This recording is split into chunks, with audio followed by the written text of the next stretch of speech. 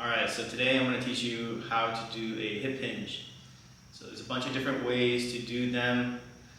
But the most practical way to start learning how to hinge is going to be with dumbbells. Okay?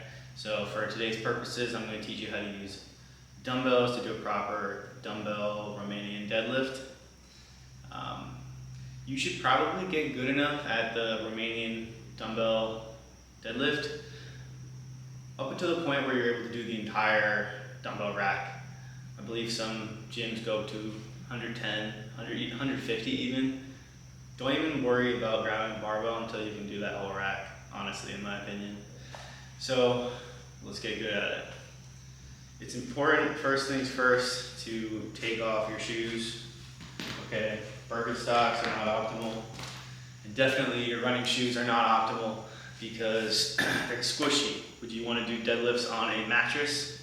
Probably not. So get in your socks. Might get yelled at, but you probably won't.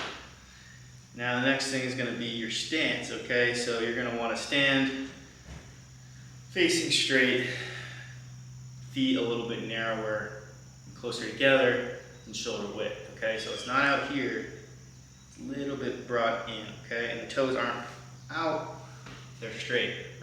Maybe a slight outward direction of the feet, but very, very, very slight. Okay, next step, let's get your weight. So get them in your hands, and instead of being by your sides, you're gonna put the weight on the front of your thigh, okay? Then, I want you to do a soft knee bend. So a soft knee bend. See that? It's very subtle. From the side, very subtle, okay? It's not a whole lot of movement. Maybe for the rest of this, I'll show you from the side and maybe the front too, but once you get that knee movement, that's gonna allow your hips to move. If you're trying to do it with your legs completely straight, you're not gonna be able to hinge, okay? Think of it like unlocking a door. In order to unlock that door, you gotta put the key in, okay? That's the soft knee bend. From that point forward, it becomes a balancing act between your hips going back and your chest going forward. So I'm here, knees soft bend, my hips go back, but my chest also needs to come forward. So basically you're just kind of sliding the weight down your thighs, pushing your butt back, but letting your chest go forward until you can't go anymore, okay? You could compensate with like 3 different ways. The first, when you go down, okay, if this is my max, if I want to go more, I can round my low back, okay? I can bend my knees, which turns it into a squat. We don't want that. And some people, even as they go down, they'll straighten out their legs, which is kind of odd, but people do that. Okay, the whole idea is to maintain a vertical shin. So when I go down, my shin is completely vertical. Okay, it's not leaning, it's not going back, and it's not becoming positive or going forward. See how that angle of my shin is now forward? I want it vertical. Okay, you should feel a stretch in your hamstring. And as you come up, initiate it with your glute.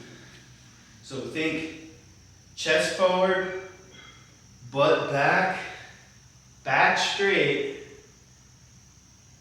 and then squeeze the butt to come up. You'll know you're doing it right if your foot pressure doesn't change. So what do I mean? Well, you have the idea of the tripod foot. You should feel even pressure from the big toe, the little toe, and the heel throughout the entire range of motion. As you go down, if you feel like you're losing your toe, which is what happens when people go down and they don't let their chest go far enough and they're falling back, they feel all heel and they don't feel toe.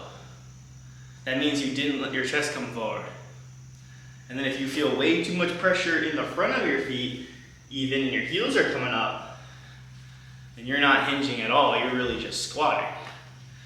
So as you go down, you should try to maintain those 3 points of contact evenly. And that'll be kind of your cue to know if at least you're hinging somewhat correctly, okay? You also need to keep a neutral spine. So a neutral spine, as you go down, it's straight, right? I can do a straight line throughout my back. I am in the garage, so this kind of could help. Sometimes gyms have PVC pipes. You can kind of use that and put it on your back like this. And you should feel this PVC touching your butt and the back of your head.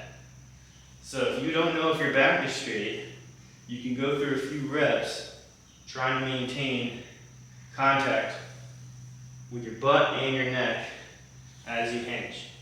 Okay, if I'm rounding, oh, now it's not touching my back anymore. Okay, so this can help a lot of people learn how to do a proper hip hinge.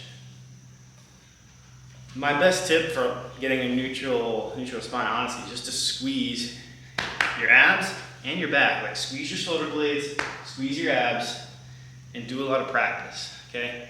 It's not intuitive, it might feel a little uncomfy, but it's gonna be the safest position for your back when you're doing some sort of deadlift or deadlift variation. Hope that helps. And yeah, I'll see you in the next one.